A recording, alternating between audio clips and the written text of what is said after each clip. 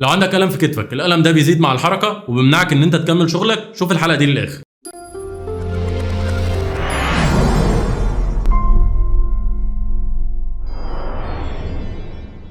مساء الخير، أنا دكتور محمد عبد الوهاب، أخصائي العلاج الطبيعي والتأهيل، وده مركز نوبين كلينيك.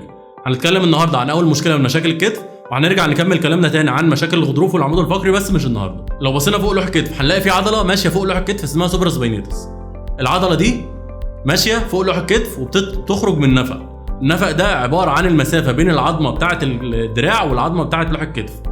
طول ما النفق ده واسع، طول ما العضلة دي سليمة ومش هتحتك بأي عظمة من الاتنين، وبالتالي مش هيبقى فيه مشاكل. ولو بصينا بقى للوح الكتف نفسه، المفروض ان لوح الكتف ده له مكان معين. المفروض ان النقطة دي بتقابل الفقرة الثانية صدرية، والنقطة دي بتقابل الفقرة الثامنة صدرية، والمفروض ان النقطة دي اعلى من النقطة دي، والمسافة بين الميديال بوردر او الخط ده والعمود الفقري 5 سم، لا تزيد ولا تقل. طول ما لوح الكتف في المكان اللي قلت عليه هتلاقي فيه توازن عضلي كويس ومفيش اي مشكلة، وهتلاقي النفق اللي قلنا عليه من شوية واسع والعضلة بتتحرك بحرية وهي خارجة من النفق. المشكلة بتحصل امتى؟ المشكلة بتحصل لما لوح الكتف ده يطلع فوق او ينزل تحت او يبعد عن العمود الفقري او يقرب من العمود الفقري او يجي لقدام او يطلع لورا. كل الاوضاع دي بتضيق المسافة بين النقطة دي والنقطة دي، ولو المسافة دي ضيقت الوتر اللي خارج من النفق ده هيتضغط عليه ويحصل حاجة اسمها اختناق الكتف. وطبعا اشهر وضع بيغير من مكان لوح الكتف هو الراوندد شولدر او دوران الكتف.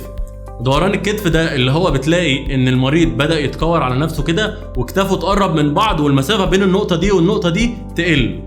ودايما المريض لو مثلا بيشتكي من ايده اليمين هتلاقي المسافة بين النقطة دي والنقطة دي اقل من المسافة بين النقطة دي والنقطة دي.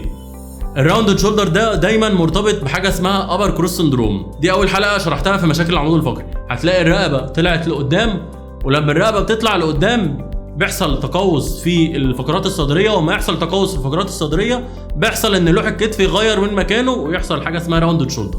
عشان كده دايما اللي بيشتكي من كتفه بيشتكي من رقبته، واللي بيشتكي من رقبته بيشتكي من كتفه. ده غير ان في عضله اسمها ابر ترابيزيوس او الترابيس زي ما الناس في الجيم بتقول عليها. العضله دي ماسكه ال7 فقرات عنقيه وماسكه لوح الكتف. عشان كده زي ما قلت من شويه، اي مشكله في الكتف بتسمع في الرقبه، واي مشكله في الرقبه بتسمع في الكتف. بيحصل ايه بقى في الراوندد شولدر؟ الراوند او دوران الكتف بيحصل ان لوح الكتف ده بيبعد عن العمود الفقري ويطلع لفوق شويه ويلف لتحت ويطلع لقدام. انا طبعا بمثلها بايدي عشان ده ثابت. ونتيجه لده كله بيحصل ان المسافه بين النقطه دي والنقطه دي بتقل، ولو قلت هيحصل ان الوتر اللي ماشي بين من العظمتين دول هيبقى مضغوط عليه، ويحصل حاجه اسمها شولدر امبينجمنت. امبينجمنت ده الاسم العلمي، شولدر امبينجمنت ده الاسم العلمي.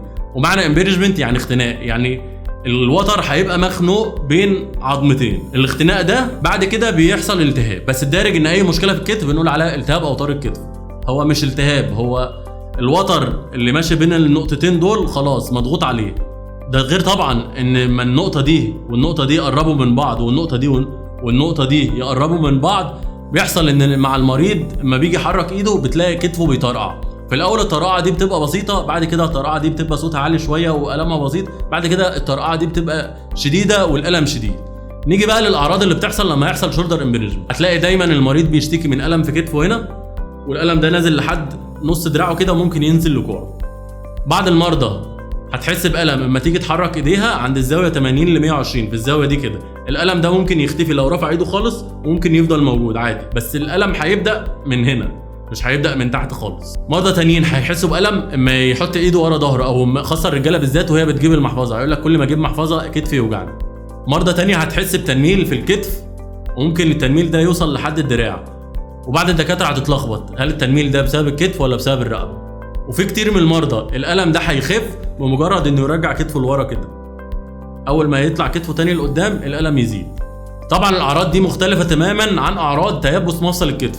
تيبس مفصل الكتف موجود الم ومفيش حركه، الحركه بصعوبه جدا، حاسس ان كتفك متحجر ومش قادر تحركه، ومع ذلك في الم. ده بخلاف اختناق الكتف. اختناق الكتف ده في حركه في المفصل بس مع الحركه الم.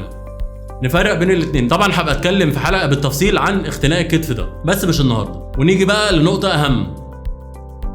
اختناق الكتف ده بيمر ب3 مراحل. اول مرحله اللي احنا قايلين عليها الاختناق، في الاول خالص هتلاقي المريض بيحس بالم مع الزاويه 80 من 80 ل 120. بنقدر نعرف ان الكتف فيه اختناق من كذا اختبار بنقول عليها سبيشال تيست او اختبارات. من ضمنهم اختبار اسمه امتي كان تيست. المريض بيلف ايده لتحت كده وتبقى ايده قدامه، والمفروض الدكتور بيديله مقاومه او ممكن يدي لنفسه هو مقاومه ويرفع لفوق. لو حس بألم في كتفه مع المقاومه يبقى ده عنده اختناق. طبعا ده اختبار من ضمن اختبارات كتير بتتعمل، وده معناه ان المريض لسه في المرحله الاولى.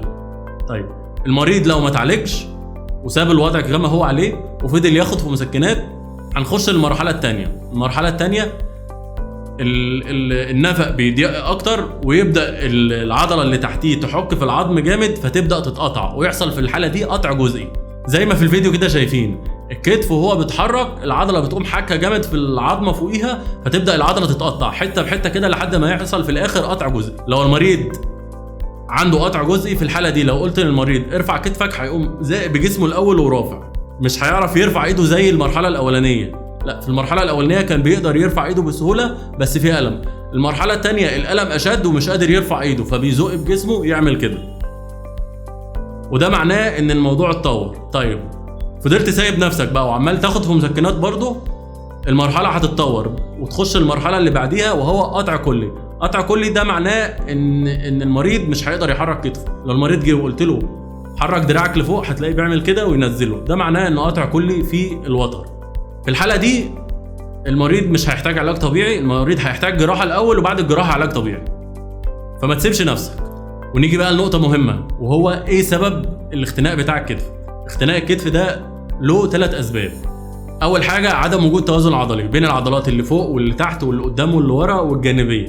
لو ما تعرفش يعني ايه توازن عضلي، ادخل على الموقع بتاعنا nobenclinic.net، هتلاقيني سايب لك لينك الموقع تحت الفيديو لو بتشوفنا على اليوتيوب، او فوق الفيديو لو بتشوفنا على الفيسبوك، وافهم يعني ايه توازن عضلي.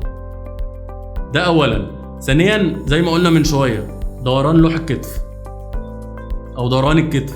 لو في عندك دوران كتف هيقلل المسافه اللي قلنا عليها النفق، والنفق ده لما يضيق هيقوم يبدا يضغط على الوتر. ده تاني مشكله. ثالث مشكله ان ممكن يحصل حاجه اسمها دي الحافظه او تايتنس بوستيريور كابسول. يعني ايه الكلام ده؟ اي مفصل في جسمك حتى المفاصل الصغيره دي، المفاصل دي بتبقى متحوطه بحافظه. الحافظه دي تقدر تعتبرها زي كيس كده بيحفظ فيه السائل الزلالي وبيفرز السائل الزلالي، بحيث ان يخلي الحركه في المفصل سهله جدا ولينه. في حاله الكتف زي ما احنا شايفين في الصوره، المفروض ان دي الحافظه بتاعه الكتف.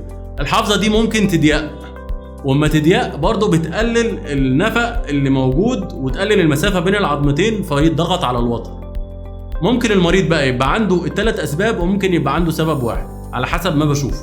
اكتر ناس بتتعرض للمشكله دي هي اي شغلانه بيبقى الانسان فيها مكور نفسه كده وطالع لقدام. زي مين؟ دكاتره السنان، الجراحين اللي بيشتغلوا دايما بالميكروسكوب، الحلاقين، اي حد شغال وهو جاي لقدام، السواقين، اي حد. اي شغلانه هتضطرك ان انت تقف ومكور على نفسك لقدام كده، في الغالب هتنتهي يا اما كتفك بيوجعك يا رقبتك بتوجعك. عشان كده المفروض تاخد بالك جدا من وقفتك وما توطيش وما تكورش نفسك. طيب العلاج بيبقى ايه؟